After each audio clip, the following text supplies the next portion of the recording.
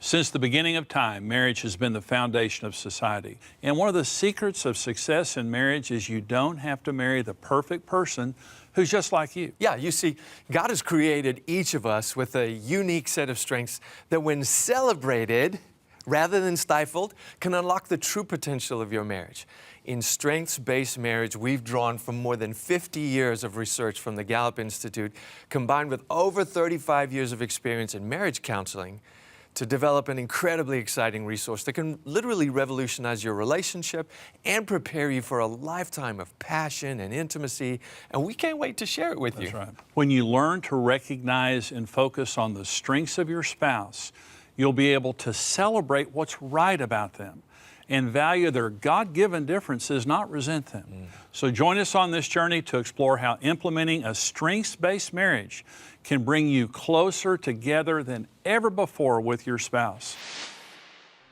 Dr. Donald O. Clifton was a forerunner in positive psychology. Through his research, he identified 34 universal strengths that exist within each individual. Working with Gallup, he developed the Strengths Finder assessment, which reveals how our unique order of strengths affect the way we engage with the world around us, influencing our thoughts, feelings, and behavior. Thousands of businesses, teams, and churches have harnessed this strengths-based approach to interacting, resulting in stronger relationships and greater performance. So what happens when you apply these same ideas to your own personal relationships, or even your marriage? On this journey, you will discover how to thrive in your strengths, recognize the positive traits in your partner, and develop your own strengths-based marriage. One of the biggest issues in marriage, in any relationship, is communication. And when you have communication, there's just a sense of goodwill, of intimacy, of passion. When you lose your ability to communicate, it really is game, set, and match, because, you know, we share our needs through communicating. We resolve conflict through communicating. We communicate about the kids. We communicate about money, about so many things. But when communication breaks down, you can't do that. You can't process your emotions. You can't process your love in intimacy. And all bad things happen when communication breaks down. And this is very, very common. When my wife and I got married over 40 years ago, we were already having communication problems before we got married. We dated for 3 years, high school and college, and then we got married, and we had been having really escalating fights even before we got married. But we got married kind of with the hope that somehow marriage would improve it. It didn't, it got worse.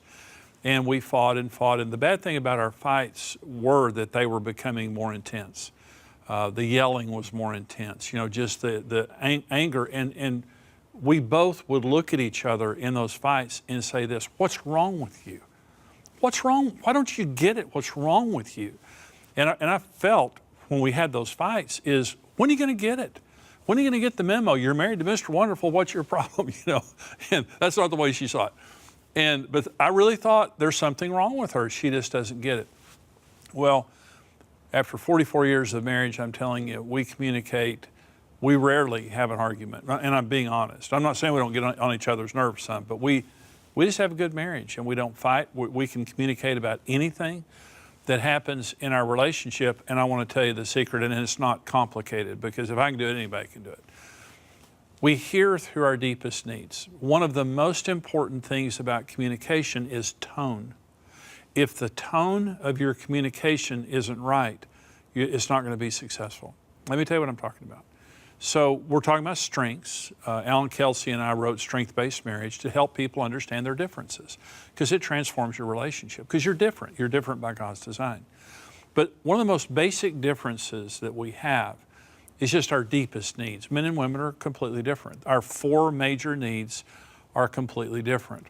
And a woman's deepest needs are security, number 1, open and honest communication, number 2, soft non-sexual affection, number 3, and leadership, number 4. She doesn't want to be dominated, but she wants her husband to be the loving initiator of the well-being of their relationship, the kids, the home, everything like that.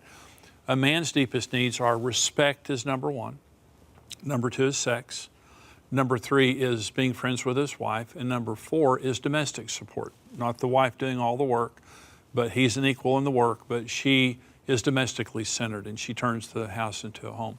So those are our 4 major needs. Let me go to our mega needs, because with men and women, we both have mega needs and we hear through these mega needs, okay? So if you're going to successfully communicate with your husband or your wife, you have got to encrypt the tone of what you're saying to match their need, okay? Or you're not going to be successful. Okay, let me give you an example of this.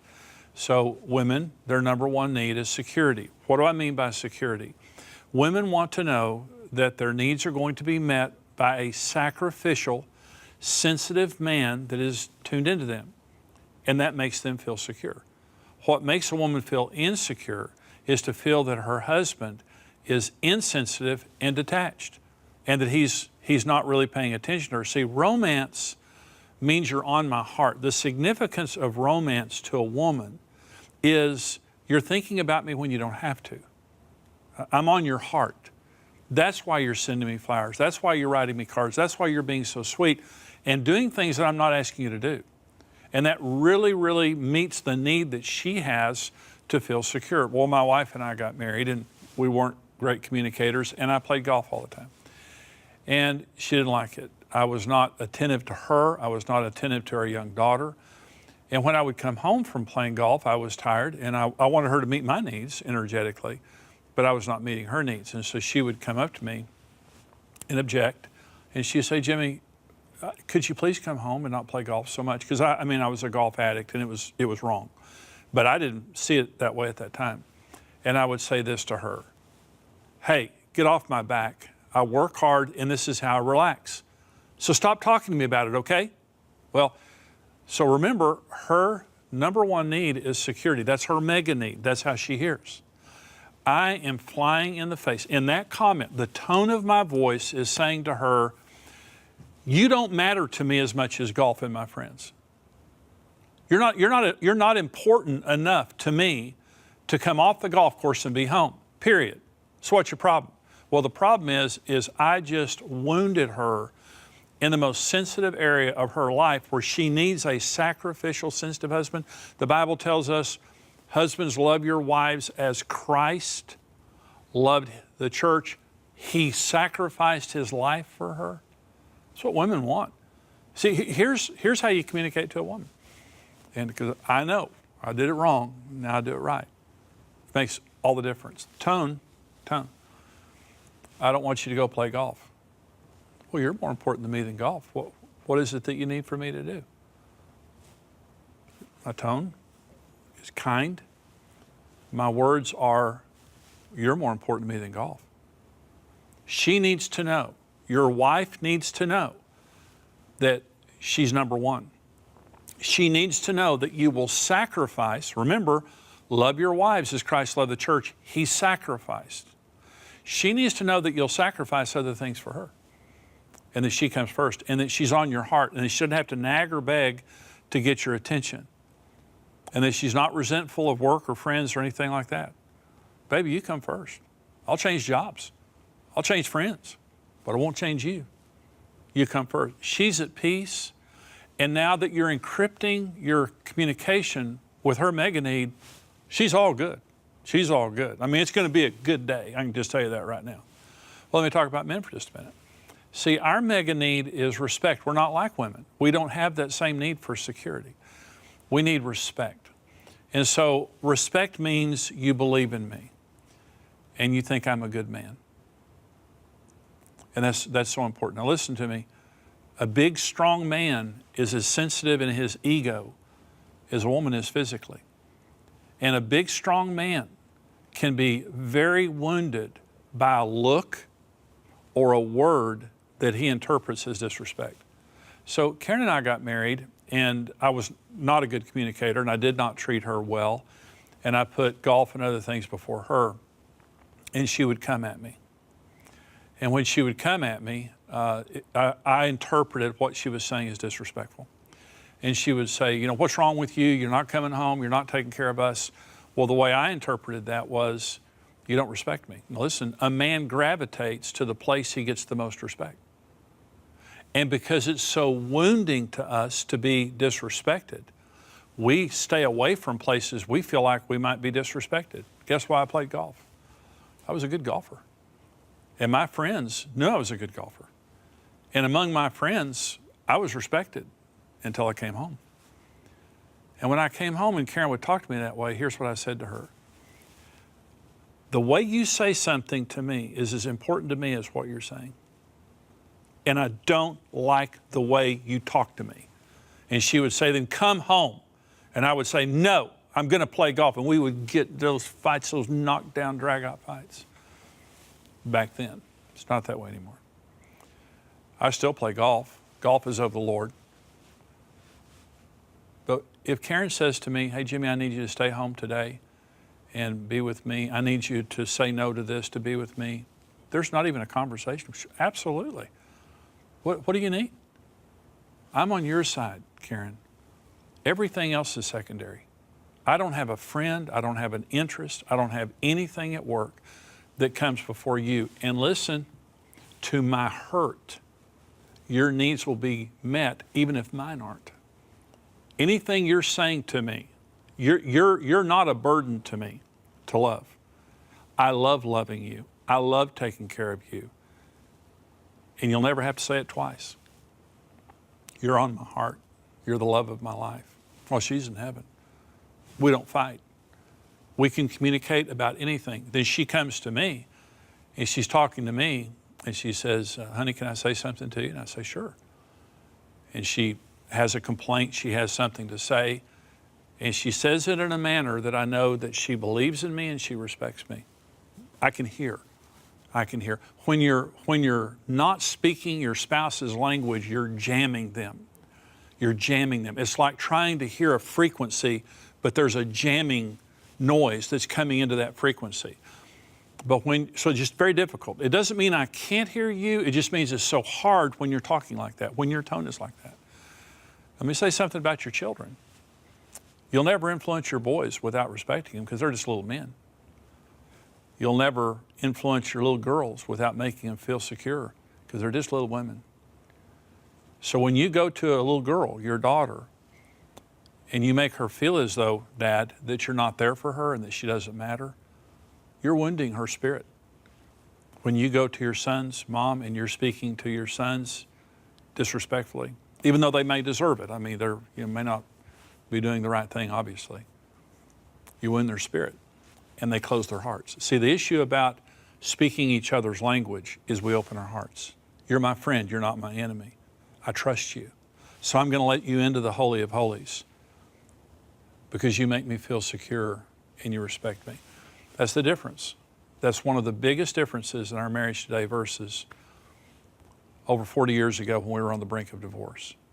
We hear through our deepest needs and we must encrypt the tone of what we're saying accordingly. TBN wants you to discover the truths and principles found in strengths-based marriage, and you will begin to see your relationship with your spouse in a whole new way. Call or go online to request this powerful collection today with your gift of $120 or more, and as our thank you for supporting TBN, we will rush these incredible resources to you today. Call 800-626-7454 or visit tbn.org/strongmarriage. If you're just tuning in, welcome to Strengths-Based Marriage. We have a guest couple with us today. Let's have a look at how their strengths influence their marriage. Today's couple is Sergio and Georgina De La Mora from San Diego, California. Sergio's top 5 strengths are futuristic, strategic, self-assurance, ideation, and achiever. Georgina's top 5 strengths are positivity, empathy, includer, maximizer, and belief. I'm so glad to be able to introduce to you Sergio and Georgina. Thank you so much, you guys, for joining us on the program today. Why don't, for the benefit of our audience, you guys just talk a minute about who you are and what you're doing these days. Well, my wife Georgina and I, we pastor in San Diego Cornerstone Church. Yes. And we have 6 girls ranging from 30 to 20 to 19 to 10 years old. And 3 of them are married. And we're very excited because we have grandkids. That's right. And we have 2 in university, Point Loma University, and we have 1 in elementary school. You do not look old enough to be having grandkids. Yeah. That is for Yes. sure. Wow. Yeah. Well, hold on. Our grandkids are not at Point Loma Nazarene University. Right. Okay. No, it's our 2 We have 2 daughters. I see. We have 2 grandsons and a granddaughter. That's awesome, man. Well, we have a little relationship. We know each other somewhat, and so I'm really grateful for our ongoing communication. So, Georgina, I wanted to get started with you because when I look at the list of strengths that you have, I'm just going to read them off real fast. So, you lead off with positivity, and you're just so enthusiastic about life. Look at life kind of with the glass half full, which is wonderful. You have empathy, which means you feel the way other people feel intuitively, and I don't understand that because I don't have it. You have includer, which means that you just love to widen the circle. You just love to get other people involved. Maximizer, you're a wonderful polisher of things that are already in motion. And as your final strength there is belief, just that you have some very strong, founded, bedrock kind of ideas about life, and they kind of they help you navigate all of life. But when I look at all of those together, 60% of your strengths have this relationship building component. Mm-hmm. And so the big lens that you approach life with is this idea that you just want to get to know people, bring them around, and include them in what's going on with your family. Can you talk a little bit about why that's enjoyable for you?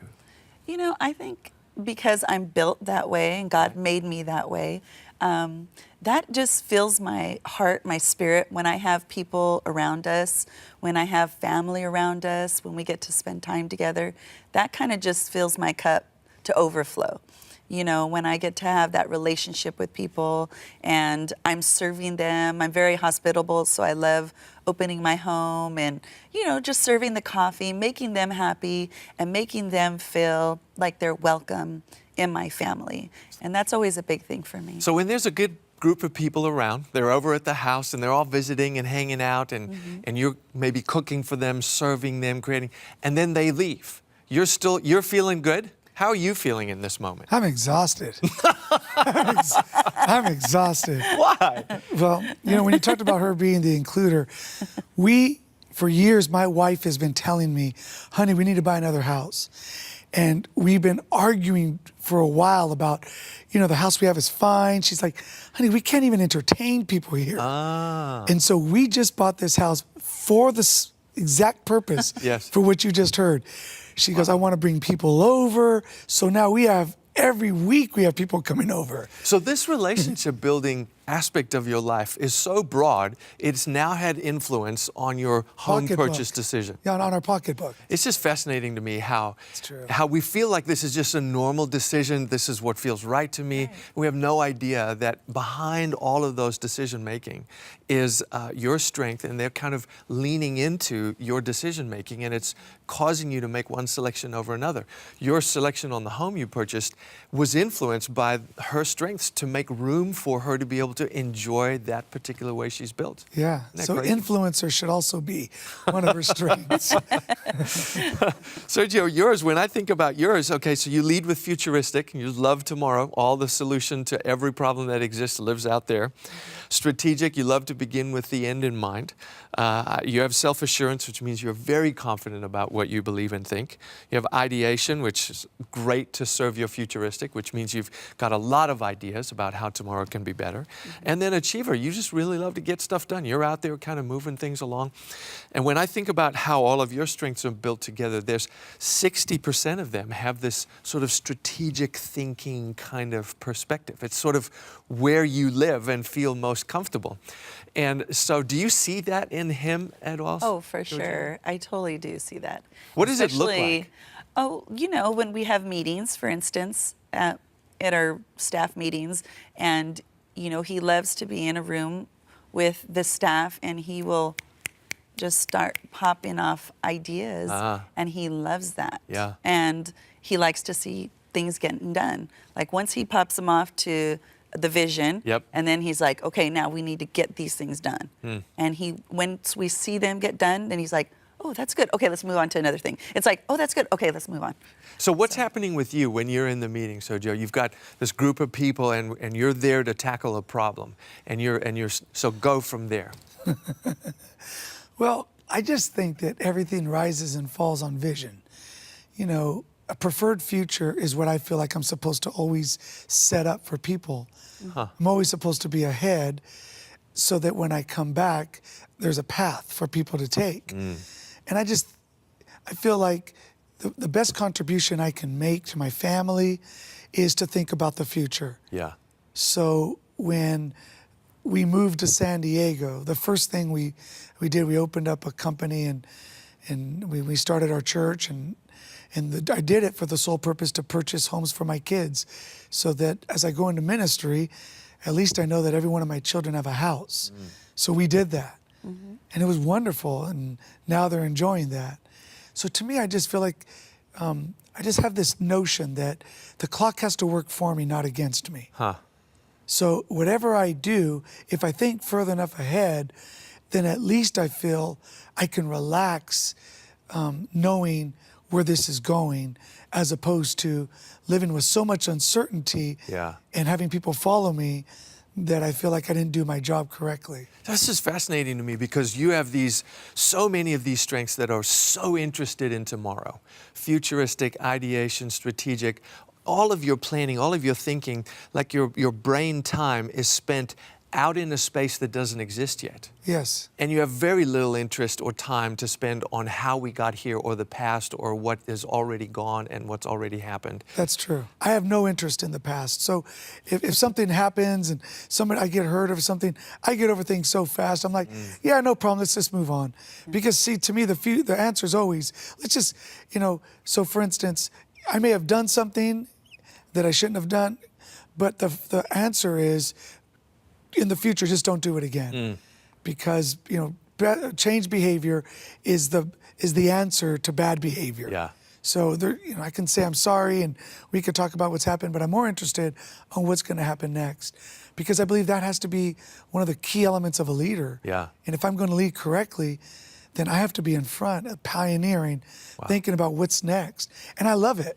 I love the challenge of it. I love the uncertainty of it.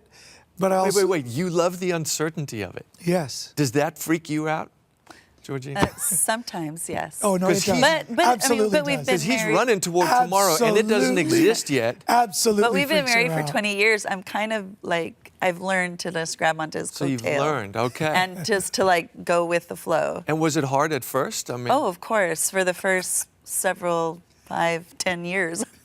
so how But did you deal with but that? then it's like, it's just running with him and just learning to flow with him. I always would say to myself, just be liquid, like water. Just be liquid. Just continue just to flow and be liquid. Yeah. Because when you think of water and rivers, how they just kind of flow wherever the path takes them. Yeah. So I would always tell myself, just be liquid. Just be liquid. Well, so what might have, if you'd have known your strengths, each of yours, back then when you were dealing with this, just learning about each other, how would that have changed the way you dealt with him or how you felt about this need to be liquid? Well, I think understanding his strengths more and accepting them, because I think when you have an acceptance of what the other person's strengths are and you like really receive it and say, okay, well, this is why he's this way, because God made him this way. He's not trying to make me He's mad. not trying to make me mad. He didn't like grow up into this or somebody made him like this. But that actually God made him like this. Yeah. And so just to have a better understanding and a better understanding of myself, knowing like, because he would try to make me like him. And I'm like, I don't get it. Like, I don't get it. I don't know how to be. I mean, I can catch some glimpses of who you are and try to be like you. But Does that make me a bad person? That I'm No, like that? no, Does that feel like I'm a really bad person right now? no, you shouldn't. Okay, It just puts it into understanding. Yeah, and it this does, is a it does. It's classic good. marriage challenge. You know, you guys Yeah. grow up, you figure out how to be nice to each other the hard way. Right. But how different could it have been if you'd have just known that this is literally the way God set you up for success? And if you're playing that way, then you look at it as, wait, this is a blessing to me. right, that's what Not yeah. painful for me. Definitely. Listen, you guys have been such a great couple. Thanks so much for joining us on today's program. It really meant a lot to us. Thank you.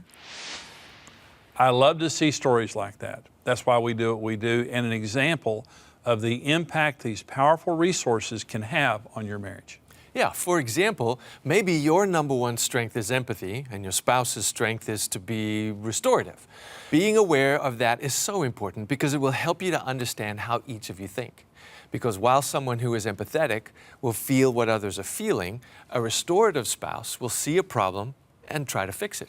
They both want there to be resolution and understanding, peace and growth, but their perspectives are completely opposite and, if misunderstood by each other, can be cause for some really heated discussion. But trust me, no matter what situation you're in, your marriage can thrive in every area, emotionally, physically, and spiritually. And we want to help you experience that today. So request your strengths-based marriage resources with your gift and discover the principles you need to see yourself, your spouse, and your marriage in a new, amazing way. TBN wants you to discover the truths and principles found in strengths-based marriage, and you will begin to see your relationship with your spouse in a whole new way. Call or go online to request this powerful collection today with your gift of $120 or more, and as our thank you for supporting TBN, we will rush these incredible resources to you today. Call 800-626-7454 or visit tbn.org/strongmarriage. Isn't it encouraging to know that there are very real practical steps we can take to improve the communication between our partners and ourselves? Self-awareness and understanding are powerful assets in enhancing the quality of our marriage. And, dare I say, our sex lives. No one is comfortable talking about it, but when you avoid looking honestly at intimacy with our partners, we put ourselves at risk for a host of problems.